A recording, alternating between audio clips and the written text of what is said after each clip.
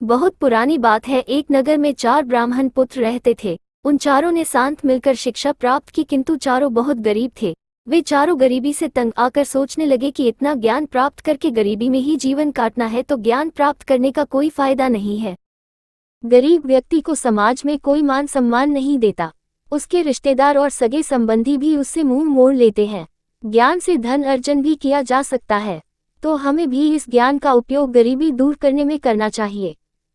ये सोचकर वे चारों धन प्राप्त करने के लिए दूसरे नगर की ओर चल दिए। रास्ते में वे पवित्र नदियों में स्नान करते और मंदिरों के दर्शन करते हुए जा रहे थे। एक स्थान पर उन्हें आश्रम दिखलाई दिया। वे चारों उस आश्रम में चले गए। उन्होंने वहां एक योगी को देखा जिनके चेहरे पर तेज था। चारों ने उन योगी महाराज को प्रणाम किया और वहीं रुक गए। योगी ने चारों से पूछा, तुम कौन हो और किधर जा रहे हो? चारों ब्राह्मण पुत्रों ने अपना परिचय दिया और बतलाया, हम बहुत गरीब हैं और गरीब होने के कारण समाज में हमें कोई मान सम्मान नहीं देता, इसी कारण धन कमाने की कामना से घर से दूसरे नगर जा रहे हैं। योगी और उन चारों ब्राह्मण पुत्रों में बहुत देर संवाद चलता रहा। चारों की धन कमाने की लालसा को देखते हुए योगी ने उन्हें 4 मोती दिए और कहा, इन मोतियों को लेकर तुम हिमालय पर्वत की तरफ जाओ और जिसका मोती जहां गिर जाए वहां उसे खजाना मिलेगा। धन मिलने के पश्चात उसे लौटना पड़ेगा। चारों ब्राह्मण पुत्र योगी को प्रणाम करके मोती लेकर हिमालय की दिशा में चल दिए। जाते जाते रास्ते में एक ब्राह्मण पुत्र के हाथ से मोती गिर गया। जब वहां खुदाई की तो वहां तांबे की खदान मिली। तीसरे मित्र ने कहा, अब अपनी शक्ति अनुसार यहाँ से सोना ले लेते हैं और घर वापस चलते हैं। इस सोने से हमारी गरीबी दूर हो जाएगी। चौथा ब्राह्मण पुत्र बोला, हमें पहले तांबा, फिर चांदी और अब सोना मिला है। अगर हम आगे जाते हैं तो निश्चय ही हमें हीरे जवाहरात मिलेंगे। थोड़े से ही हीरे जवाहरातों से हम बहुत धनवान बन जाएंगे। हमें आगे चलना चाहिए। तीसरा ब्राह्मण पुत्र बोला, मैं तो इतने में संतुष्ट हूँ।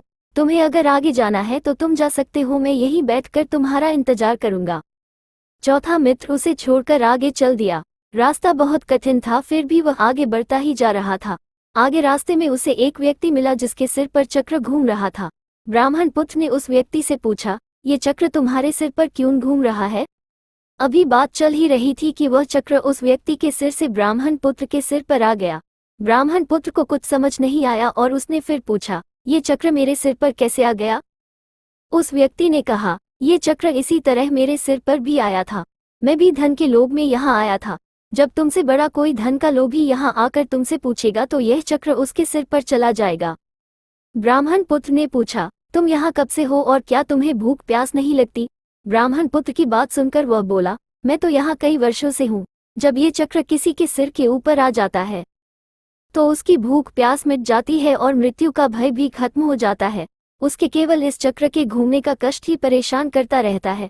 इधर तीसरा मित्र जो सोना पाकर संतुष्ट हो गया था, उसने बहुत समय तक अपने मित्र के लौटने का इंतजार किया, किंतु जब वह नहीं आया तब खुद ही उसे ढूंढने आगे बढ़ गया और अपने मित्र के पैरों के निशान की सहायता से वहां तक पहुंच गया जिधर उसका मित्र था। उसने देखा कि चौथा मित्र एक स्थान पर बैठा है और उसके सिर पर चक्र घूम रहा है। उसने अपने मित्र से सारा माजरा जानना चाहा। चौथे मित्र ने पूरी कहानी सुना दी और उस चक्र को भाग्य का चक्र बतलाया। तीसरे मित्र ने कहा, यह भाग्य का नहीं अपितु लालच का चक्र है। मैंने तुम्हें कितना समझाया पर तुम नहीं माने। विद्या की तुलना में बुद्धि का स्थान ऊपर है। तुमने विद्या तो प्राप्त कर ली, किंतु अपनी बुद्धि से अच्छे बुरे की पहचान नहीं कर सके। जिसके सिर पर चक्र था उसने अपने मित्र से सहायता मांगी। तीसरे मित्र ने कहा, मित्र, मैं चाहकर भी तुम्हारी सहायता नहीं कर सकता। मुझे डर है कि मेरे यहाँ ठहरने से यह चक्र मेरे ऊपर न आ जाए। चौथे मित्र ने कहा, यह मात्र देव संयोग नहीं है अपितु मेरे लालच का फल है।